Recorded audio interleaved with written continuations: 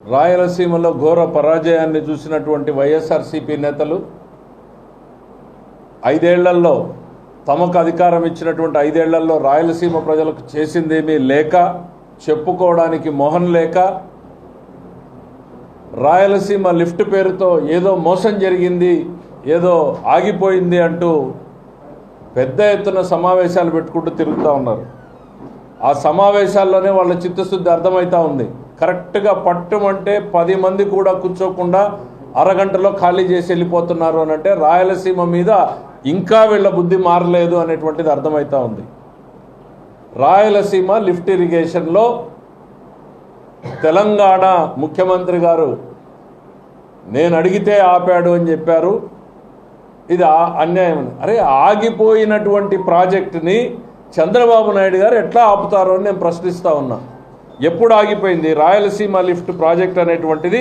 ఎప్పుడు ఆగిపోయింది అనేటువంటిది ఒక్కసారి వివరాలు లేకపోయే ముందు పెద్ద ఎత్తున మీటింగ్లు పెడుతున్నారు, సమావేశాలు జరిపారు. మీరందరూ జిల్లా ప్రజల మంచి కోరేటువంటి వాళ్ళు, ఇక్కడ ఉన్నటువంటి మీడియా మిత్రులు నాకు తెలుసు, అందరికీ అంతో ఎంతో ఈ జిల్లా పట్ల, జిల్లా రైతాంగం పట్ల కమిట్మెంట్ ఉంది. రాజకీయ పార్టీగా ఉన్నా కూడా మీలాంటి వాళ్ళ క్షేత్రస్థాయిలో ఉన్నటువంటి సలహాలు తీసుకుంటూ ఉంటాం. రాయలసీమ ప్రాజెక్టు నుంచి, రాయలసీమ లిఫ్ట్ ఇరిగేషన్ నుంచి అనంతపురంకి నీళ్ళు వస్తాయా? వస్తే ఏ ప్రాంతాల మీదుగా వస్తాయి? ఎన్ని టీఎంసీల నీళ్ళు వస్తాయి? ఏ కాలువ ద్వారా వస్తాయి? ఏమన్నా మీకు అర్థమైందా? ఆ మీటింగ్ మొత్తం నేను మొదటి నుంచి చివరి దాకా చూశాను. నాకైతే అర్థం కాల. కొంతమంది రాయలసీమ లిఫ్ట్ తప్ప చంద్రబాబును తిట్టడానికి మాట్లాడారు, కొంతమంది ఇంక దేనికో మాట్లాడారు. రాయలసీమ లిఫ్ట్ ఇరిగేషన్ నీళ్లు అనంతపూర్కి వస్తాయా? విశ్వేశ్వరరెడ్డి గారిని అడుగుతున్నా, అనంత వెంకటరామరెడ్డి గారిని అడుగుతున్నా, మాట్లాడిన ప్రతి ఒక్కరిని అడుగుతున్నా. ఈ జిల్లాకు రాయలసీమ లిఫ్ట్ నీళ్లు వస్తాయా? ఎన్ని నీళ్ళు వస్తాయి? వస్తే ఏ పక్క నుంచి వస్తాయి? తాడిపత్రి మీద నుంచి వస్తాయా? గుత్తి మీద నుంచి వస్తాయా? గుంతకల్లు మీద నుంచి వస్తాయా? ఎందుకంటే రిజర్వాయర్ అటువైపు ఉంది కాబట్టి, ఇటువైపు నుంచి రాలేవు కాబట్టి. వస్తే ఏ ఏ ప్రాంతాలకు నీళ్ళు వస్తాయో ఒక్కసారి మీరు వివరించండి. ప్రజల్ని మోసం చేయడానికి ఇన్ని రకాల ఇంత దిగజారుతారు అనేటువంటిది నేను అనుకోలేదు. విశ్వేశ్వరరెడ్డి గారు ఆయన జీవితకాలం అసలు ఏదో నేను ఈ జిల్లాకు పోరాటం చేశాను, సాధించాను. 5 ఏళ్లలో ఈ జిల్లాలో నీ కాంట్రిబ్యూషన్ ఏంటో చెప్పుకునేదానికి ఒక్కటి ఉందా అని నేను అడుగుతున్నా. 5 ఏళ్ళు అధికారాన్ని ఇస్తే కనీసం ఉరవకొండలో ఒక డ్రైనేజ్ కానీ, ఒక సిమెంట్ రోడ్డు కానీ, ఒక రోడ్డు కానీ, ఒక కాలేజీ బిల్డింగ్ కానీ, ఒక స్కూల్ బిల్డింగ్ కానీ చెప్పుకోవడానికి ఏమీ లేక ప్రజలు ఇచ్చినటువంటి తీర్పును అర్థం చేసుకుని ప్రజల మంచికి ఉపయోగపడేటువంటిది ఉపయోగించుకోకుండా మీరు ఏం చేస్తున్నారు? రాయలసీమ లిఫ్ట్తో ఏదో జరిగింది అని. రాయలసీమ లిఫ్ట్ ఏంది అనేది పోయేదానికన్నా ముందు రాయలసీమ లిఫ్ట్ ఎప్పుడు ఆగిపోయింది?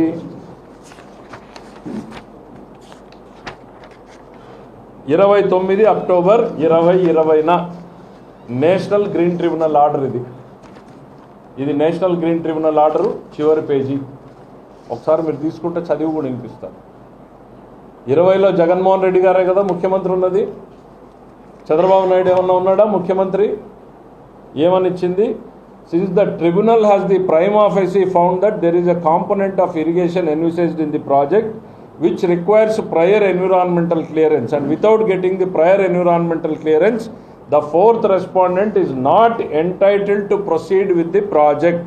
The fourth respondent is restrained, మళ్ళీ రిపీట్ చేస్తున్నా, from proceeding the work without getting the environmental clearance. Date ఎక్కడ? 29th October 2020.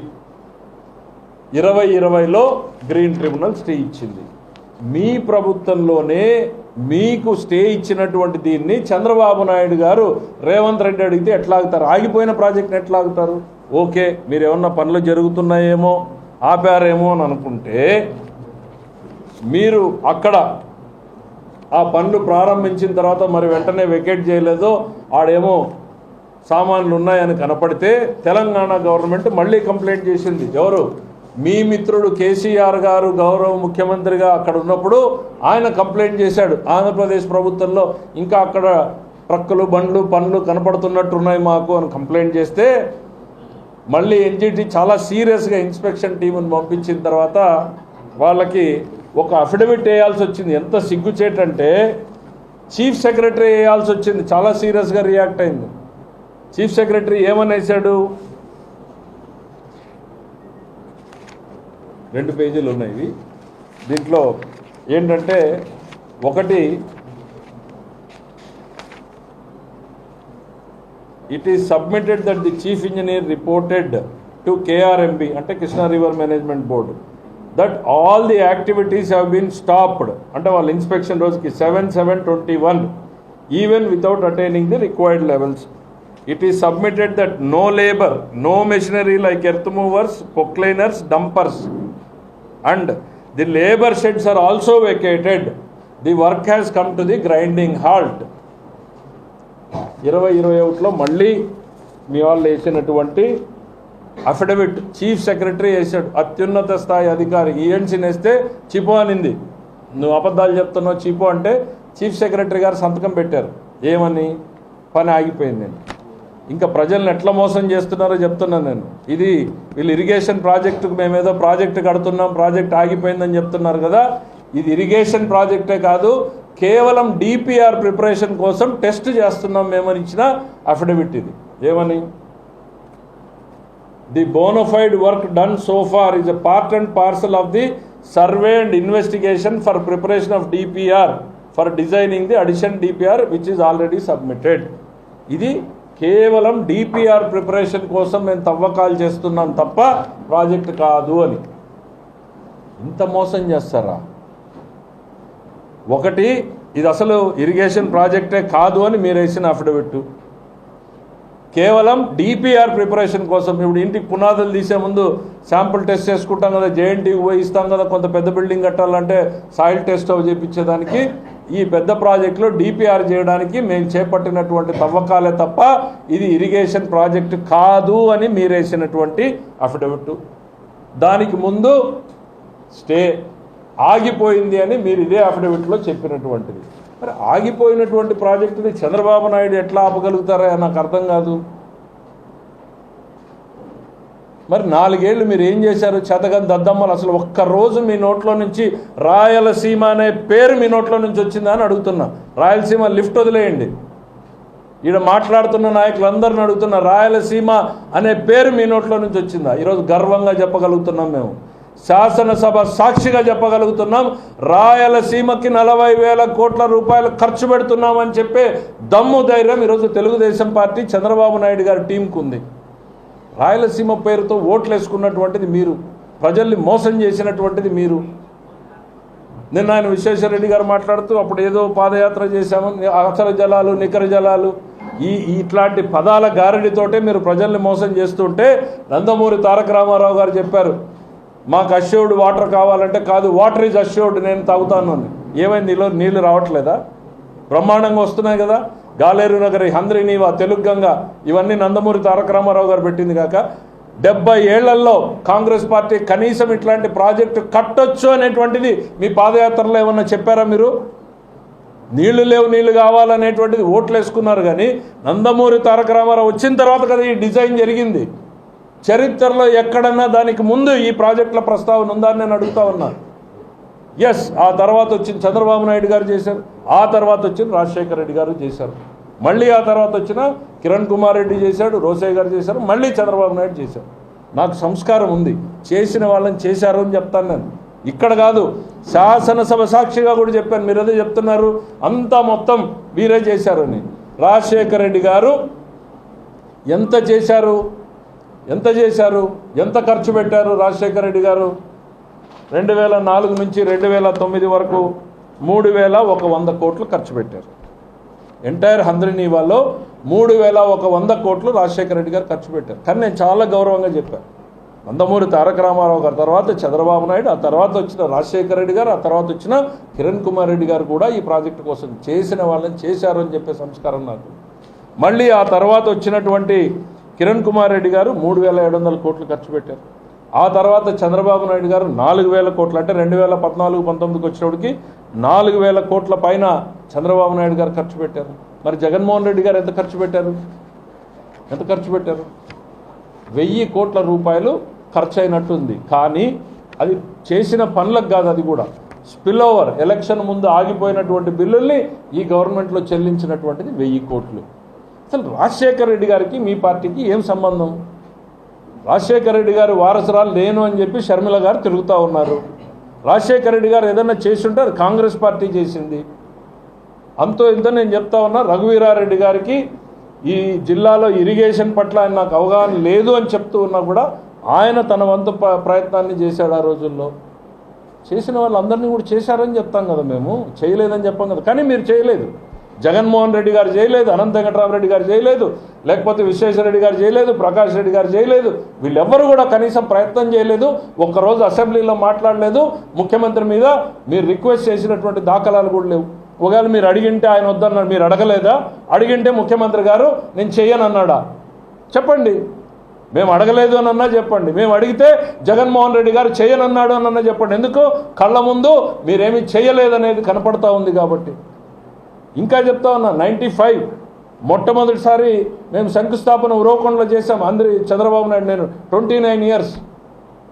ఆ రోజున ఇదే వెంకటరామరెడ్డి గారు వచ్చి ఏం చేశారు? అక్కడ మళ్ళీ ఇదే గొడవ పెట్టాడు. నికర జలాలు కావాలి, అసలు జలాలు కావాలి, మిగులు జలాలు కావాలి అని. ఆడ కరపత్రాలు పంచుకుంటూ తిరుగుతూ ఉంటే గొడవ జరిగితే అక్కడికి పోయి వాళ్ళని రక్షించి తీసుకొచ్చినటువంటి పరిస్థితులు కల్పించాం. అంటే ఎక్కడికి పోయినా రాజకీయంగా రెచ్చగొట్టి ప్రజల భావోద్వేగాలతో ఓట్లు వేసుకునేటువంటిదే మీ సంస్కృతి అంతా కూడా. అసలు జలాలు, నికర జలాలు, మిగులు జలాలు ఎవరికి కావాలి? నీళ్ళు వచ్చినాయా లేదా? నా భూమికి నీళ్ళు వచ్చినాయా లేదా అనేది నాకు ఇంపార్టెంట్. ఈరోజు అనంతపురం నీళ్ళు వస్తున్నాయా లేదా అనేది ఇంపార్టెంట్. హంద్రీనీవా వైడన్ అయిందా లేదా ఇంపార్టెంట్. 50 టీఎంసీలకు పైన నీళ్ళు వచ్చినాయా లేదా అనేది ఇంపార్టెంట్. మా పొలాలకు నీళ్ళు వస్తున్నాయా లేదా అనేది ఇంపార్టెంట్. నీ రికార్డుల్లో నువ్వు అసలు జలాలు, నిగురు జలాలు, మిగులు జలాలు నువ్వేమన్నా రాసుకో. ఈ సమస్యలు ఉంటాయనే పట్టిసీమను 2014లో కడితే విశ్వేశ్వరరెడ్డి గారు ఏం చేశారు? జగన్మోహన్ రెడ్డి గారు ఏం చేశారు?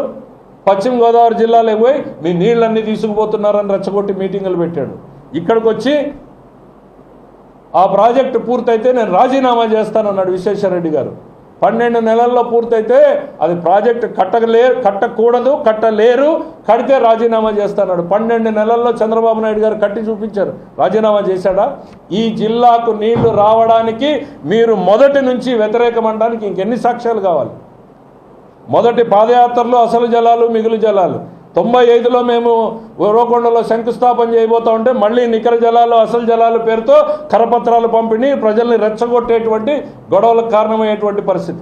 పట్టిసీమ కట్టి కనీసం కొంతైనా తాత్కాలికంగా నీళ్లు తీసుకొస్తాము ఈ రాయలసీమ ప్రాంతానికి అంటే ఆ రోజు అక్కడ జగన్మోహన్ రెడ్డి గారు, ఇక్కడ మీరు శాసనసభలో మీరు మాట్లాడారు రాజీనామా చేస్తానని. ఈ జిల్లాకు నీళ్లు రావడానికి ఎవరికి ఇష్టం లేదు? మీకు ఇష్టం లేదని నేను అడుగుతా ఉన్నా. ఖచ్చితంగా ఈ సాక్ష్యాలు మేము ముందు పెడతా ఉన్నాం. ఇవాళ మేము గర్వంగా చెప్తా ఉన్నాం. ఏదో పయ్యావుల కేశవ్ గారు అన్నీ చేశారని నేను ఎక్కడా కూడా గర్వపట్ల. చంద్రబాబు నాయుడు గారు చేపిస్తున్నారు మాత్రం అని చెప్తా ఉన్నాం. ఈ జిల్లాకు కూలీగా పనిచేస్తూ ఉన్నాం. ఈ జిల్లా ప్రజల రుణం తీర్చుకునే దానికి పనిచేస్తూ ఉన్నామని చెప్తున్నాం. ఒక్కొక్క రోజు, ఒక్కొక్క గంట, ఒక్కొక్క నెల కూడా మాకు వాల్యుబుల్ అని మేము నమ్ముతా ఉన్నాం. మొదటి బడ్జెట్లో కేటాయింపులు పెట్టాం, వైడనింగ్ చేశాం, మళ్ళీ కింద లైనింగ్ చేశాం. ఇంకా అవకాశం ఉందా అనేటువంటి పరిశీలిస్తూ ఉన్నాం. ఈ బడ్జెట్లో కూడా పెట్టాం. అదనంగా కింద ఉన్నటువంటి 36 ప్యాకేజ్ మొత్తం కూడా కంప్లీట్ చేయడానికి మేము ప్రయత్నం చేస్తూ ఉన్నాం. ఎంత చేసినా కూడా ఈ జిల్లా రైతుల రుణం తీర్చుకోలేనటువంటిది అనేది చెప్తా ఉన్నా. అరే కొంతైనా మానవత్వం. అన్నం పెట్టేటువంటి రైతుల్ని కూడా మోసం చేసేటువంటి ప్రయత్నం. చెప్పండి, రాయలసీమ లిఫ్ట్ నుంచి అనంతపురం నీళ్ళు ఎట్లా వస్తాయో చెప్పండి. ఏ ప్రాంతానికి వస్తాయో చెప్పండి. ఏ రైతు పొలాలకు వస్తాయో చెప్పండి. ఎందుకు ఇంకా అనంతపురం జిల్లా రైతుల జీవితాలతో ఆడుకుంటున్నారని నేను చెప్తున్నా. అవసరమైతే రాజకీయాలను ఇట్లా పడేసి పక్కకు పోవాల్సినటువంటి పరిస్థితుల్లో ఆ పదవుల కోసం మీరు పడుతున్నటువంటి లేఖి వ్యవహారాన్ని చూస్తుంటే సిగ్గనిపిస్తుందని చెప్తా ఉన్నా నేను ఈరోజు. అవసరమా అని నేను చెప్తా ఉన్నా. రాయలసీమ లిఫ్ట్ ఇరిగేషన్ మిత్రులను అడుగుతా ఉన్నా, మీకేమన్నా అర్థమైందా? నాకు అర్థం కాల. వాళ్ళంత జ్ఞానం నాకు లేదు. పెద్ద మీటింగ్ పెట్టారు, మీరు అటెండ్ అయ్యారు, మీకేమన్నా అర్థమైందా? చెప్తాను ఈరోజు. రాయలసీమ లిఫ్ట్ ఇరిగేషన్ నాకు అర్థమైంది. ఎస్, ఒక్కో ప్రభుత్వానికి ఒక్కో ప్రాజెక్టు ప్రయారిటీ ఉంటుంది. మాకు హంద్రీనీవా ప్రయారిటీ, మేము హంద్రీనీవా అని చేస్తున్నాం. నెక్స్ట్ ప్రయారిటీ ఇంకోటి, నెక్స్ట్ ప్రయారిటీ ఇంకోటి. దాన్ని ఎవ్వరు తప్పుపట్టం. మీరు ఏదో ఒక ఉద్దేశంతో రాయలసీమ లిఫ్ట్ ఇరిగేషన్ పెట్టారు, ఫైన్, మీ ఆలోచనలు మీకు ఉంటాయి. నందమూరి తారక రామారావు రోజు పెట్టాడు, మేము చేసుకుంటా పోతా ఉన్నాం. మీరు ప్రయారిటీ పెట్టారు. పోనీ రాయలసీమ లిఫ్ట్ ఇరిగేషన్ ఏంది ఒక్కసారి చూద్దాం. పోతిరెడ్డిపాడు ఇది మన రాయలసీమకి శ్రీశైలం నుంచి వెనక్కి నీళ్ళు వచ్చేటువంటి ప్రాంతం. దీని అలుగు లెవెల్ ఎంత అనంటే 854 మీటర్స్, సముద్ర మట్టం నుంచి 854 అడుగులు ఎత్తుకి మన పోతిరెడ్డిపాడు ఉంటుంది. అక్కడ దాకా దానిపైన ఎన్ని నీళ్లున్నా కూడా గ్రావిటీతో కింద తెలుగు గంగకి గాలేరు నగరికి పోతానే ఉంటాయి. కాబట్టి దానిపైన లిఫ్ట్ అవసరం లేదు. ఆ షట్టర్లు ఎత్తితే నీళ్లు పోతూ ఉంటాయి. ఇప్పటికి ఆ కెనాల్ సిస్టంలో కింద నీళ్ళు నడుస్తాయి. ఆ నీళ్ళు ఎక్కడికి పోతాయి? కింద అట్లా కర్నూలు, నంద్యాల, లేకపోతే కర్నూలులోకి ఎక్కువ పోవు, నంద్యాల పార్ట్, కడప పార్టీకి పోయి నెల్లూరుకి వెళ్ళిపోతాయి నీళ్ళు. ఆ నీళ్ళు ఏమీ అనంతపూర్కి రావు. మరి మీరు పెట్టారు రాయలసీమ లిఫ్ట్, ఓకే, డిజైన్ ఏందో మీరు చెప్పండి. నేను చూశాను, నేను చెప్పడం కన్నా మీరు చెప్తే బాగుంటుంది. 854 నుంచి కిందకి నీళ్లు పోయినప్పుడు లిఫ్ట్ చేసుకోవడానికి అన్నారు. ఇప్పుడు హంద్రీనీవా ఎక్కడుంది? 854 ఇక్కడ ఉంటే హంద్రీనీవా 834లో ఉందంటే ఈ నీళ్లు కూడా హంద్రీనీవా వాడుకోగలుగుతున్నాం. 834 అడుగులకు కూడా నీళ్లు వాడుతున్నాం. ముచ్చుమర్రిని 800కి పెట్టామంటే ఇక్కడి నుంచి కూడా నీళ్లు తీసుకుంటూనే ఉన్నాం. అదే ముచ్చుమర్రి హైట్కే మీరు ఈరోజు రాయలసీమ లిఫ్ట్ ఇరిగేషన్ పెట్టారు. ఏం సాధించారో మాకు అర్థం కాల. ఆల్రెడీ 800 అడుగుల ఎత్తు నుంచి నీళ్లు ముచ్చుమర్రి ద్వారా అటు కేసీ కెనాల్కి తీసుకుంటున్నాం, ఇటు మనం రాయలసీమకి తీసుకుంటున్నాం. అదే హైట్ నుంచి నీళ్లు తోడేదానికి మీరు పెట్టారు. చాలా పెద్ద కెపాసిటీ పెట్టారు. ఎంత పెద్ద కెపాసిటీ పెట్టారంటే దాదాపు రోజుకి 3 TMCల నీళ్లు లిఫ్ట్ చేసేటట్టు. ఈ 854 నుంచి 800 మధ్యలో ఉన్న నీళ్ళు ఎంత అనేది ఒక లెక్క తీస్తే 61 TMCల నీళ్లు ఉంటాయి దాదాపు. ఈ 61 TMCల్లో మనకు 66%, వాళ్ళకి 44% అంటే మనకు 40 TMCల నీళ్లు మనకు మిగులుతాయి. రోజుకు 3 TMCలు చొప్పున పంప్ చేస్తే ఎన్ని రోజులు వస్తాయి? రోజుకు 3 TMCలు లెక్క లిఫ్ట్ చేస్తే 40 TMCలు 12-13 రోజులు వస్తాయి. అన్నీ సవ్యంగా ఉంటాయి. ఎందుకు అనంటే ఈ పడేది మనం ఒక్కటే లిఫ్ట్ చేయము. Telangana power project left side ఉంది, మన Andhra Pradesh power project right side ఉంది. వీళ్ళు నీళ్లు వాడుతుంటారు, వీళ్ళు నీళ్లు వాడుతుంటారు. పైన హంద్రీనీవా వాడుతున్నాం, అక్కడ పాలమూరు రంగారెడ్డి వాడుతుంటారు, కల్వకుర్తి వాడుతుంటారు. అంటే నీళ్ళు ఎంత ఫాస్ట్గా పడతాయన్న దాన్ని బట్టి మనం ఎంత నీళ్లు వాడుకోగలము అనేటువంటి తెలియగలం. నేను ఒకటే బావిలో కొడితే ఒకటి, 4 అన్నదమ్ములు కొడితే థియరిటికల్గా 13 రోజులు, ప్రాక్టికల్గా 7 రోజులు వస్తుంది అనేది మన అంచనా. ఎందుకు అనంటే వాడుతున్నటువంటి విధానాలు వాళ్ళ పవర్ జనరేషన్కి వీళ్ళకి. అంటే 7 రోజుల నీళ్ల కోసం మీరు రాయలసీమ లిఫ్ట్ ఇరిగేషన్ పెట్టారు. ఆ 7 రోజుల నీళ్ళు ఏ ఊరికి పోతాయి, ఏ జిల్లాకు పోతాయి నేను అడగను. 7 రోజులు కాదు, మీరు అన్నట్టు 13 రోజులే అనుకుందాం. 13 రోజుల కోసం మీరు రాయలసీమ లిఫ్ట్ ఇరిగేషన్ పెట్టారు. ఆ 13 రోజుల్లో నాకు వచ్చే బెనిఫిట్ ఏంది? రెండోది, మీరు రాయలసీమ లిఫ్ట్ పెట్టిన తర్వాత నాకు ఒక ప్రశ్న ఉంది. హంద్రీనీవాకి ఎన్ని రోజులు నీళ్ళు ఇస్తారు మీరు? ఒకటే బావిలో కొడుతున్నాం కదా. అన్నదమ్ములు ఊర్లో పొత్తల బావిలు అనేది ఉన్నాయి, మీకు గుర్తుందో లేదో? పొత్తల బావిలో కొట్టేటప్పుడు ఏం వేసుకుంటాం? వంతలు వేసుకుంటాం మనము. సోమవారం నువ్వు కొట్టుకో, మంగళవారం నేను కొట్టుకుంటా, బుధవారం చిన్నోడు కొట్టుకుంటాడని. మరి హంద్రీనీవాకి మీరు ఎన్ని రోజులు నీళ్ళు ఇస్తారు? ఇప్పుడు ఏం చేసినాం మనం? మార్చి వరకు ఇస్తున్నాం, కుదిరితే ఏప్రిల్లో ఇచ్చిన సందర్భాలు ఉన్నాయి. ఎందుకు? 834కి 13 రోజుల్లోనే మీరు నీళ్లు కూడా తోడేసే సామర్థ్యాన్ని మీరు పెట్టారు. కాబట్టి ఇప్పటి వరకు 834 TMCల కెపాసిటీని మనం ఎప్పుడెప్పుడు కిందకి దిగుతుందా అనేటువంటిది ఒకసారి చూస్తూ ఉంటే గత చరిత్రలో, హిస్టరీలో ఆడున్నాయి పేపర్లు.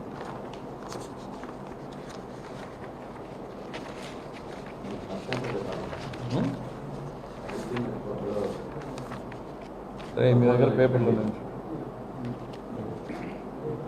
సో రఫ్గా మీ పేపర్లో ఏమన్నా టేబుల్ అదే సరే ఉన్నిలే. 854 కన్నా కిందకి దిగినప్పుడు మనం హంద్రీనీవాని ఎన్నిసార్లు ఎంతకాలం ఇవ్వగలిగామంటే మీరు జిల్లాలో చూశారు. బ్రహ్మాండంగా మార్చ్ ఎండ్, ఏప్రిల్ దాకా నీళ్ళు ఇచ్చినటువంటి సందర్భాలు ఉన్నాయి. రేపు రాయలసీమ లిఫ్ట్ పెట్టిన తర్వాత హంద్రీనీవాకి మీరు ఎన్ని రోజులు నీళ్ళు ఇస్తారో చెప్పండి, మాకు అర్థం కావాలి కదా. ప్రతిపక్షంగా మీకు ఒక ఆలోచన ఉంది, ఆ రోజు మీరు ఏదో ఆలోచనతో రాయలసీమ లిఫ్ట్ ఇరిగేషన్ పెట్టారు. మరి అనంతపురం జిల్లా ప్రజలు నన్ను అడుగుతూ ఉన్నారు రైతులు, ఎందుకంటే విశ్వేశ్వరరెడ్డి గారు ప్రతిపక్షంలో ఉన్నప్పుడు అదేందో ఉద్యమాలకు సంస్థ పెడతాడు, ఏందో పెట్టేటప్పుడు 2014 నుంచి 19కి హంద్రీనీవా సాధన సమితి అని పెట్టారు. ఒక 3 వ్యక్తులు ఉంటారు. 3 వ్యక్తులు ప్రతిరోజు వెనకాల తిరుగుతూ ఉండేటువంటి వ్యక్తులు. వాళ్ళు ఏంటంటే ఆ రోజు ఉద్యమాలు చేశామని ఏదో పేపర్ ప్రకటనలు ఇచ్చేదానికి ఉంటారు. జగన్మోహన్ రెడ్డి గారు వచ్చారు రోకొండకి, జలదీక్ష చేశారు. 3 నెలల్లో పనులు ప్రారంభిస్తాను, 2 ఏళ్లలో హంద్రీనీవా పూర్తి చేస్తానన్నాడు. మరి 5 ఏళ్లలో జగన్మోహన్ రెడ్డి గారి కాలంలో ఒక మన్ను తీయకపోతే, ఒక గంపు మన్ను తీయకపోతే మీరు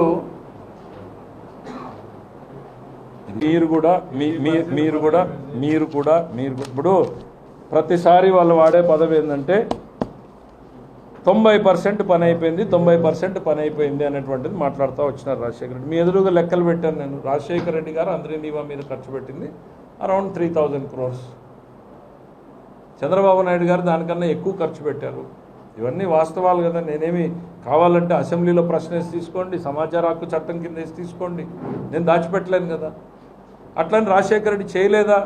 చేశాడు. నేనే చెప్తా ఉంటాను ప్రతిసారి. ఇప్పుడు కాదు, శాసనసభలో కూడా అనంతపురం జిల్లాకు మంచి చేసిన ప్రతి ఒక్కరి పేరుని వాళ్ళు ప్రస్తావించకపోయినా నేను ప్రస్తావించాను.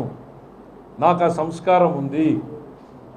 కిరణ్ కుమార్ రెడ్డి గారిని కూడా ఇంకా ఒకటి గుర్తు చేస్తా ఉన్నాను నేను. ఇదే కిరణ్ కుమార్ రెడ్డి గారు జీడిపల్లిలో ఓపెనింగ్కి వచ్చిన రోజున హంద్రీనీవా phase 1 కెనాల్ని లైనింగ్ చేస్తామని చెప్పాడు, ప్రకటన చేయబోయాడు.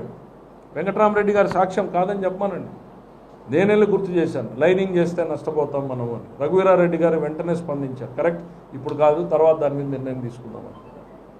phase 1 ఇప్పటికీ కూడా మేము లైనింగ్ చేయలేదు, బికాజ్ ఇంకా దాన్ని వెడల్పు చేసే అవకాశం ఉందా. ఇప్పుడు మనం రైట్ సైడ్ వెడల్పు చేసాం, లెఫ్ట్ సైడ్ ఏమన్నా చేయొచ్చా, ఎంత మేరకు చేయొచ్చు, మ్యాక్సిమం ఉన్నంత మేరకు వైడెన్ చేసి ఆ తర్వాత ఇతరత్ర ఆలోచనలు చేద్దామనే దాంతో దాన్ని పెండింగ్ పెట్టాం. మాకన్నా మెరుగైనటువంటి ఆలోచనలు ఉంటే ఇవ్వండి. మాకేం భేషజాలు లేవు, ఈగో లేవు, పంతాలు లేవు, పట్టింపులు లేవు. ఈ జిల్లా రైతులకు ఉపయోగపడుతుంది అని అంటే ఆ ఆలోచన మంచిది అనేటువంటిది 10 మంది టెక్నికల్ ఎక్స్పర్ట్లను అడుగుతాం, వాళ్ళు ఇది మంచిది అని అంటే దాని ప్రకారం పోతాం. మీకు ఈరోజు ఎక్కడో తుంగభద్రలో గేటు కొట్టుకుపోయింది, కరెక్ట్గా ఫ్లైట్ ఎక్కే మూమెంట్లో ఉన్నటువంటి వాళ్ళం వెళ్ళి పని చూసుకుని సాయంత్రానికి తుంగభద్ర చేరుకున్నాం, రాత్రి 2 గంటలకి తుంగభద్ర చేరుకున్నాం. మరుసటి రోజుకి మొత్తం ప్రణాళికలు చేశాం. మొన్న మీరు వచ్చి చూశారు, తుంగభద్ర ఇక భద్రమే అనేటువంటి పరిస్థితులకు మీరు కూడా వచ్చారు. సగానికి సగం గేట్లు నిలబెట్టాం, 33 గేట్లు నిలబెడుతున్నాం.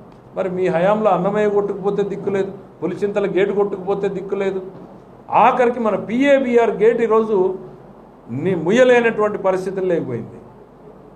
కర్మ, మెయింటెనెన్స్ చేయక ఇప్పుడు ఆ నీళ్లు తగ్గేంత వరకు వెయిట్ చేసి అవి కూడా రిపేర్లు చేసుకోవాల్సినటువంటి పరిస్థితి.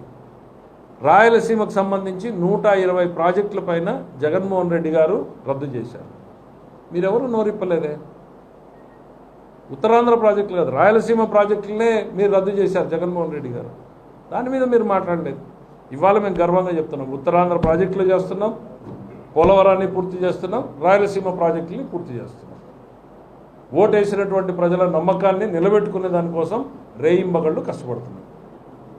ఇక మీరు అడిగిన పోతిరెడ్డిపాడుది వాళ్ళే ఎక్స్ప్లెయిన్ చేయండి. రాయలసీమ లిఫ్ట్ ద్వారా అనంతపురంకి నీళ్ళు ఎట్లా వస్తాయో, అనంతపురం జిల్లా రైతులకి ఎట్లా లాభం జరుగుతుందో ఒకసారి చెప్తే విని తెలుసుకుంటాం. ఆ మీటింగ్ అంతసేపు అంతమంది వక్తలు వింటే కూడా ఎవరు ఎక్కడ దాని గురించి మాట్లాడలేదు. నేనేమన్నా మిస్ అయ్యి మీరు వినుంటారేమో, లేక మళ్ళీ వాళ్ళు రిపీట్ చేసినా వినడానికి సిద్ధంగా ఉన్నాం. లేదు బెనిఫిట్ ఈ రకంగా ఉందని చెప్పమనండి, చేద్దాం. ఇంకా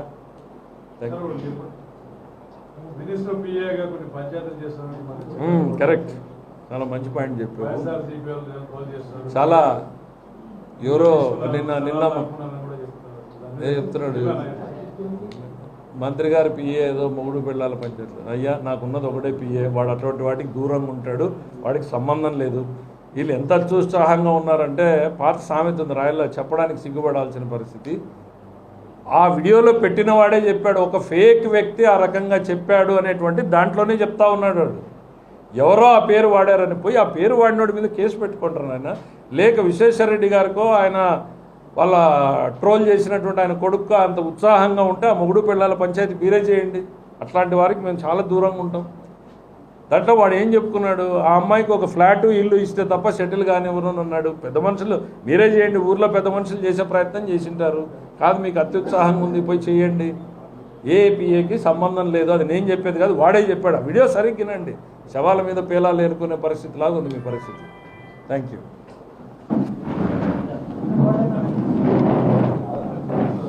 ఇది ఎవరిదోనైనా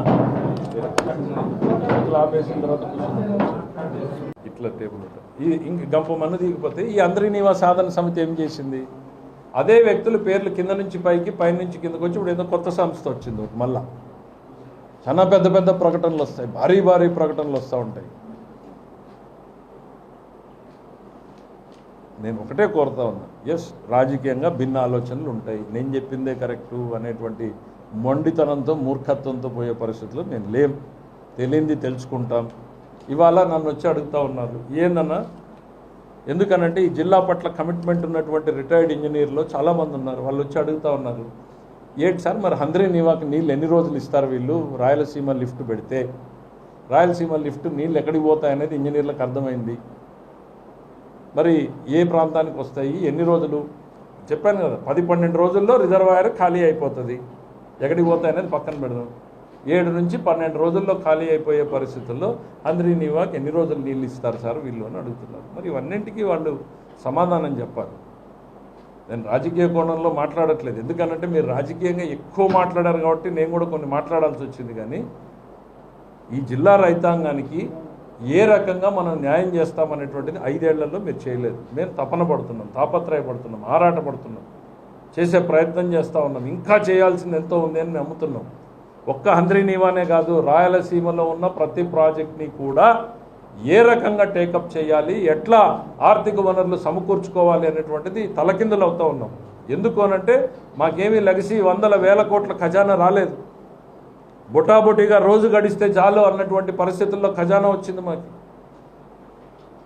వచ్చే ఆదాయం మొత్తం కూడా జీతభత్యాలకి అప్పులు కట్టేదానికి సరిపోతూ ఉంటే మరి ఈ ప్రాజెక్టులు ఎట్లా చేయాలి అని అంటే ఈరోజు ఎన్డీఏలో కేంద్రంలో సహకారాన్ని తీసుకునేటువంటి ప్రయత్నం చేస్తున్నాం, బ్యాంకుల సహకారాన్ని తీసుకునే ప్రయత్నం చేస్తున్నాం. రాయలసీమలో ఉన్న ప్రతి ప్రాజెక్ట్ని మనం పరుగులు పెట్టించడానికి ఒక ప్రాజెక్ట్ రెడీ చేసుకుని ముందుకు పోతాం. మీరేమో ప్రజల్ని మళ్ళీ మభ్యపెట్టి మోసం చేద్దామనేటువంటి దాంతో ముందుకు వచ్చారు. నేను ఒకటే కోరుతా ఉన్నా, మీరు ఇవన్నింటికీ కూడా సమాధానాలు చెప్పండి. మళ్ళా ఇంకోటి, రాయలసీమ ప్రాజెక్టు కొత్తది ఎప్పుడైతే స్టే వచ్చిందో 23లో ఇంకో జీవో ఇచ్చినారు, ఇది తాగునీటి అవసరాలకే అని. ఇది కూడా చెప్పాలి ప్రజలు. 20లో మీరు టెండర్లు పిలిచి పనులు 19లోనే ఏమో పనులు ప్రారంభమైనాయి.